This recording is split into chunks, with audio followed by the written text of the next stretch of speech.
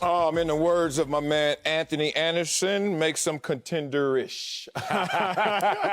Like, you almost there, big dog. And I know everyone sees the name, as I see the name Julio Jones on the roster, and you're like, elevation, move him up a tier. Hold on, contraire, mon frere.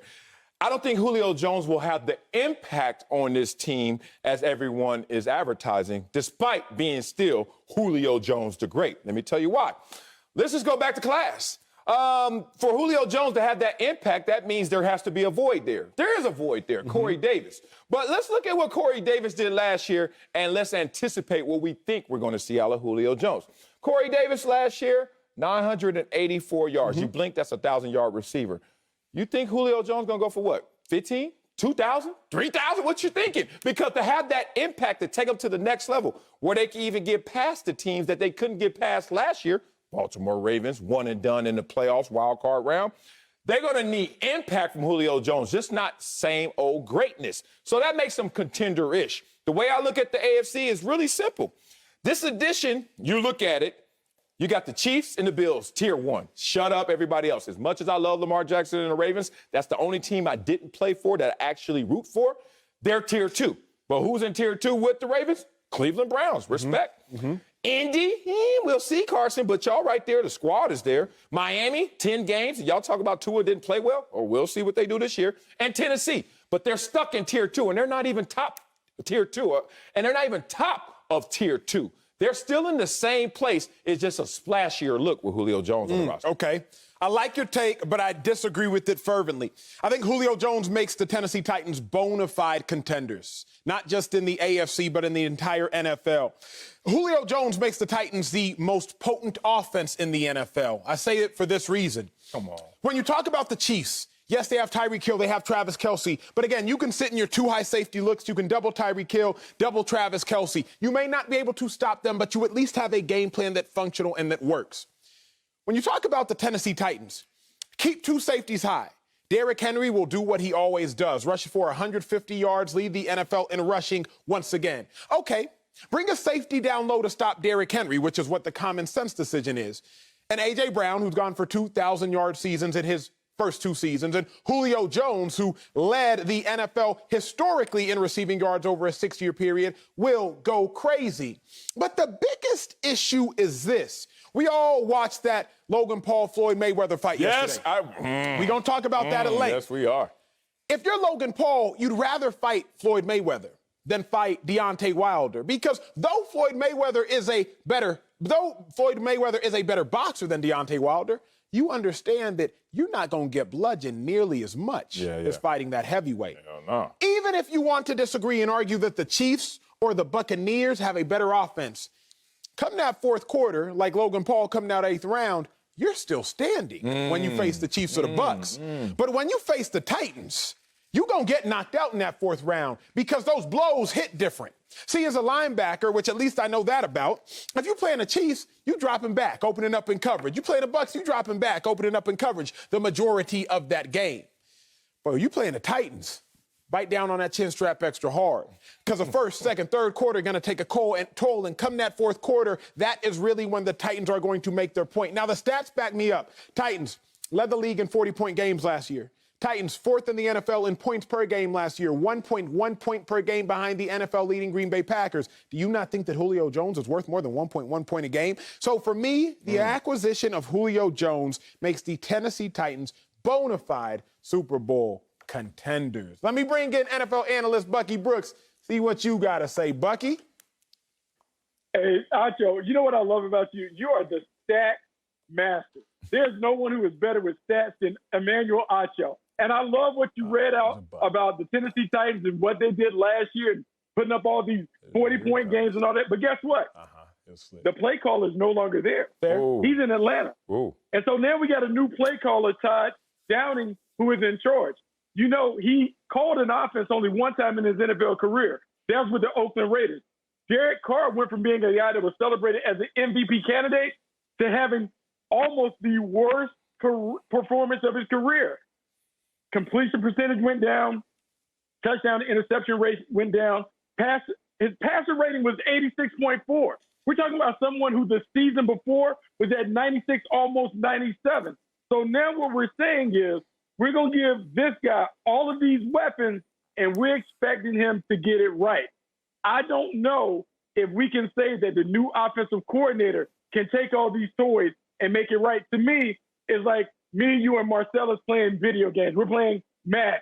And so we all can pick the same team, but there's a different style. Are we confident that Ty Downey can play the same style that Arthur Smith did that allowed Ryan Tannehill and that offense to really flourish like he did previously? I like that. I'm not mad at that, and you're exactly right. You change offensive or defensive coordinator, you change a team. But here is why I think the Titans are so dangerous, Bucky. As a defender, you know this, I know this, Sel knows this, and this is the one show where you got three people who all played the game talking at one time with no interruptions. There's no way for us to be right. If we say, hey, we're going to put 8 men in the box, we got to stop Derrick Henry. He got 200 yards in the first 3 quarters. Ryan Tannehill, that's a play action pass over the top. You're not going to leave Julio Jones one-on-one. You're not going to leave A.J. Brown one-on-one. If we say, okay, let's keep them both high, both these safeties, we need Bucky Brooks back there, we need him to help over the top. You're not going to leave Derrick Henry in a box. I'm going to simplify this, not for you, Bucky, but for everybody else. Football is just a numbers game. That is all football is. It is a game of math. How many men are in the box? Can we pass the ball? How many men are back deep? Let's run the ball. But here is what the Tennessee Titans just did by acquiring Julio Jones. They outdid the math. Derrick Henry is worth $1.5 million because a linebacker alone cannot stop him. Julio Jones is worth $1.5 million because a cornerback alone cannot stop him. A.J. Brown is worth $1.5 million because another cornerback alone cannot stop him. So while you think football is truly 11 on 11, it is not when you are now playing the Tennessee Titans. They're really sitting out there with 13 when you start factoring in how Derrick Henry takes more than one man to be stopped, how Julio Jones takes more than one man to be stopped, how A.J. Brown takes more than one man to be stopped. So regardless of the defensive numbers, regardless of the defensive scheme, you are still man down because the Titans have men that are not just your mere mortals. They got some real freakazoids out there that can win football games. Oh, man. Look, first of all, I have to start off this layer of my take by saying, Julio, I love you. Uh-oh, here it comes, Julio. But I'm going to take a shot. Not at you, but at the impact you're going to have where you're arriving in Tennessee. This is the problem. I played against offenses like this before, and I used to play on the #1 defense in Buffalo when we used to have to go out there twice a year and look at these names. Peak game. We had to see an offense that said, oh, who's that quarterback? Peyton Manning. Who's that running back? Edgerrin James or Marshall Faulk. Okay, stop playing. All right, who's that receiver? Marvin Harrison. Reggie Wayne. Golly. All right, they ain't got no tight end. Oh, Dallas Clark. And then our coaches is sitting there like, look, here's the thing. They're going to get their points. It's just facts. Like, we going to do what we do, they're going to do what they do, and they're going to do it a little better than us. But we can still win the game. More importantly, they may not necessarily win it all. All those names, add them up, when they were in Indy, Acho, I need to see your face. Talk to me. Playoff football, when you saw those names, how many championships in Indy? Oh, I'm sorry, I made that plural. It's only singular. One. So I'm looking at Tennessee right now like, okay, keep adding all these names up, but how many chips?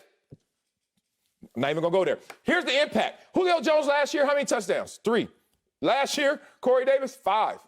I know Julio was hurt, but still, the point is, you talking about impact. Julio's more than 1.1 point. Is he? Not last year. Come on, say he hurt, dog. He hurt. Look, but here's the thing about Julio. You will lose this trivia at Jalapeno Pete's, where I love to go.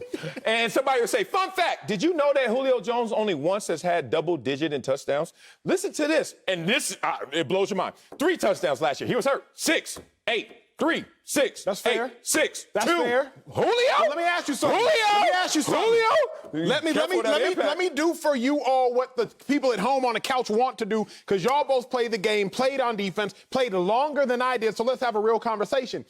Sometimes, Bucky, you know this. This is true. It's not necessarily the impact a player has statistically. It's just the impact of their presence. When we played against, I played for the Giants for a period. I was just on practice squad for the Giants. Well, what, 1 quarter? No, for 2 months. For 2 months. I was only in for 2 months. All right. I remember, and y'all will remember. Y'all remember when Deshaun Jackson picked up the ball on a punt to win the game? A primetime game. Picks it up on a punt, scores a walk-off punt return for a touchdown. That scarred the Giants so bad that when we played the Eagles, if they put Deshaun Jackson back there, just kick it out of bounds. Facts. It was like That's 4 years late. True story, Bucky. No, that's story. true. That's true. It scarred the Giants so bad that Tom Coughlin said, if Deshaun Jackson is back there, mind you, Deshaun was no longer the Eagles' punt returner. It was years later. Just kick the ball out of bounds because we're not even going to chance kicking it to Deshaun Jackson. Ooh, that's so Sal, I good. bring that up because this, and y'all all have your own personal stories. Y'all get into them if you want to. Julio Jones, just by existing, is going to say, if Julio Jones is out at the X, double team him. Just double team him. He might not even still got the juice. But if he's out there, you have to act like he has the juice, and you have to treat him accordingly. Just by acting like he has the juice will leave Derrick Henry more free in the box. Remember, the Tennessee Titans faced 8-man boxes 23% of the time last year. 8-man box for y'all at home. Just assume there's another safety in the box and assume there's another defender in the box. The box, roughly that 10-yard area closest to the football. That's what the Titans faced last year. Julio Jones and the Falcons, 8-man box only 16% of the time. So Julio Jones is now going to see single high safety coverage at least 8% more times in a game at a minimum. What is he going to do with that? So, Sal, I only bring that up to say just Julio's existence, just the last name on a jersey saying Jones and that physical presence will be a difference maker for the Titans. Hey, look, man, I'm not going to lie. It's a problem. It's a problem. When we get into the room on Monday and we're trying to come up with a game plan to stop the Tennessee Titans, it is problematic trying to come up with a plan because A.J. Brown, Julio Jones, both are 225 pounds. If you're a cornerback trying to deal with that size, look, it's intimidating for those imposing guys on the perimeter. You got a 250-pound running back who we see each week post these videos where he's deadlifting the house. And so it's a big boy pad weekend when you're dealing with the Tennessee Titans. The problem that I go back to is the weapons are there, but are we confident that the offensive coordinator knows what to do with them? Because let's go all the way back, because I know Acho loves the Cleveland Browns and he loves Baker Mayfield. Baker Mayfield, the season before, he had all those weapons, but it didn't look like it looked last year when Kevin Stefanski was there. And so the play caller really, really matters. And so they have everything that you could want offensively, but can their play caller use it the right way to make this team really challenge the Kansas City Chiefs and others for supremacy in the AFC? It's all right there, but the pressure's on tied down. But I got a question, to be able to do it. I just don't know if he can do it. Here's the kicker, though, Bucky Brooks. Sometimes when you are trying to create or make something, it really doesn't matter who you are if you have the ingredients. Only rare occasions, but sometimes. Bucky, it really don't matter the ratio of peanut butter to jelly. It's still going to smack. Oh, I don't know about that one. It's still going to smack. Too much peanut butter mess that salmon. It's still going to smack. That salmon take the same with too much peanut butter. Like chicken and fried is still going to hit. It's like, it don't matter. You can take a combination of my fried, auntie. and if you take that combination of chicken, it's still going to hit. Now, sometimes it'll hit harder. You know, Popeyes will hit harder. I know Popeyes show love to the show, so got to show love to them. So sometimes it'll hit harder, but it's still going to hit. So when I talk about it, Bucky, yes, could there be a better offensive coordinator? And we already trust Arthur Smith. Nobody's capable of. But the combination of Ryan Tannehill, who is a top 5 quarterback in the National Football League, the combination of, and you see it right there. And we don't show enough love to Ryan Tannehill, so I'm going to for the next 20 seconds. Ryan Tannehill, only quarterback who's top 5 as far as wins since he took over, passer rating, passing touchdowns plus rushing touchdowns total, and yards per attempt. Ryan Tannehill is a bona fide top 5 or at least top 7 quarterback in the National Football League, for those of y'all that fall in love with names and not actually play.